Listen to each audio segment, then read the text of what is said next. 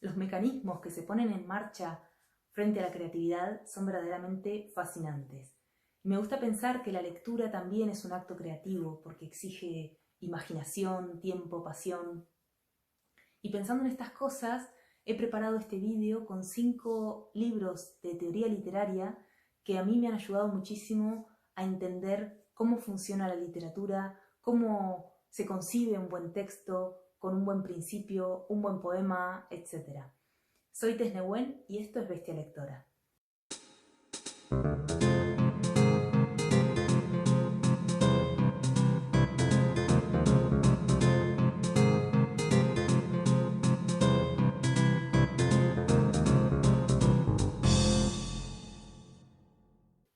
El entusiasmo de Remedios Zafra es un ensayo en torno a la relación que existe entre creatividad y economía.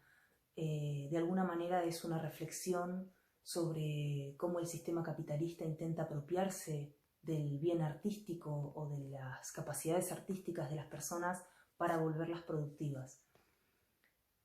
Una de las lecturas posibles es una invitación a la libertad, una invitación a desprendernos de esa necesidad de ser productivos al 100% todo el día y de dejarnos fluir en nuestro deseo creativo. Es un libro muy luminoso. Remedios Zafra además tiene un estilo muy poético, lo cual vuelve a sus textos totalmente coloridos y estimulantes, y por eso realmente te lo quería recomendar. Es un libro que he releído varias veces porque me parece que en estos tiempos tan difíciles en los que parece que si no trabajamos para el sistema, si no hacemos cosas que sean productivas, no es como si nuestra vida no tuviera sentido. Leer este libro me ha servido para recuperar el entusiasmo por el arte, el entusiasmo por las pequeñas cosas. Con excesiva frecuencia nos viene a la mente esta dicotomía presente en la relación entre creación y precariedad.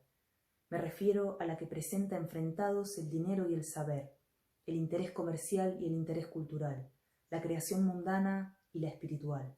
Y me parece que cuando se nos muestran como opuestos hay algo de fingimiento interesado, porque nunca una creación se hace aislada del mundo material. Toda creación siempre es atravesada por las cosas cotidianas de la vida, el trabajo, el dinero, los espacios que habitamos, nuestros cuerpos y deseos, esa maldita preocupación. La historia comienza de Amos Oz. Si algo nos conecta a los lectores es nuestro afán de conocer a fondo cómo se crean esas historias que nos han cautivado, que nos conmueven. Y en este libro de Amos encontramos algunas reflexiones sobre cómo debe ser un buen comienzo, a través de un poco de teoría, pero también sobre todo de una indagación práctica en determinadas obras de la literatura clásica. Nos invita a imaginar cómo esas historias no serían tan fascinantes si sus comienzos fueran otros.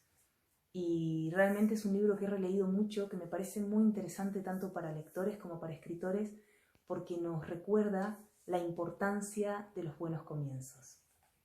Pero, ¿qué es en última instancia un comienzo? ¿Puede existir, en teoría, un comienzo adecuado para cualquier relato? ¿No hay siempre, sin excepción, un latente comienzo antes del comienzo? ¿Algo previo a la introducción, al prólogo? ¿Un acontecimiento anterior al génesis? ¿Una razón que diera motivo al factor del cual se originó la causa primera? Tensión y sentido de Mariano Peiró es un libro que intenta responder qué es la poesía y qué caracteriza un buen poema. A simple vista parece un manual de teoría literaria en torno a la creación poética, pero es mucho más que eso. Es un libro que nos propone indagar en nuestra conexión con el arte poético, en las fibras que se mueven en nosotros cada vez que nos enfrentamos a un buen poema. Hay mucho de teoría, pero también hay ejemplos prácticos de frases de la poesía universal que Mariano desentraña para intentar comprender por qué esas frases son tan impactantes y han llegado a convertirse en marcas ineludibles de la poesía universal. Hay un concepto que analiza muy bien, que es el de la experiencia estética, que tiene que ver con lo que la poesía mueve en nosotros internamente cuando la leemos. Es un concepto que indaga sobre lo sensorial, sobre los aspectos de compenetración sensitiva con la poesía, no tanto teórica, no tanto estructural, sino íntima. Siempre que leemos un buen poema, por muy acostumbrados que estemos a leer poesía, sentimos esa tensión. Con el tiempo aprendemos a vivir con ella, a disfrutarla. Ese descoloque es la experiencia estética. Sin asideros intelectuales, sin la captación de un sentido, ni formales, sin la percepción de un uso familiar del lenguaje. Estamos en una especie de cuerda floja, entre el viento y el vértigo, entre el miedo y el deseo de caer. Últimas noticias de la escritura de Sergio Cheifet. Lo que más me interesa de este libro es la reflexión sobre cómo se ha transformado nuestra relación con la escritura a partir de la incorporación de las nuevas herramientas tecnológicas. El narrador recuerda una vieja libreta que usaba de joven y a partir de ese recuerdo empieza a indagar en su propia forma de experimentar la escritura a lo largo de toda su vida. La escritura termina de mostrarse solo cuando es leída, y entonces es el momento en que naturalmente dice más o distinto de aquello que señala. Es la paradoja conocida por todo aquel que escribe. Eso que nuestro pensamiento expresa, lo trastorna. No me refiero al lenguaje en general, sino, como traté de describir, a las particulares condiciones que modelan toda escritura, ya sea material o inmaterial. La huida de la imaginación de Vicente Luis Mora. Este libro es muy interesante para aquellos que nos dedicamos a recomendar obras literarias. Me parece que entre los temas más destacados podríamos mencionar la reflexión en torno a la mercantilización de nuestra opinión para servir al mercado del libro. Hay una pregunta clave que podría desvelarse a través de esta lectura, y es ¿qué convierte a una obra en valiosa? A través de un montón de teoría y también de ejemplos, Vicente Luis Mora intenta explicar desde su opinión qué es lo que debe reunir una obra para ser verdaderamente destacada y para merecer una buena recomendación, una buena calificación. En este libro hablaremos mucho de intuición y de instinto, porque la literatura está hecha en gran parte de irracionalidad bien orientada y, como es lógico y fácil de colegir, su lectura e interpretación también.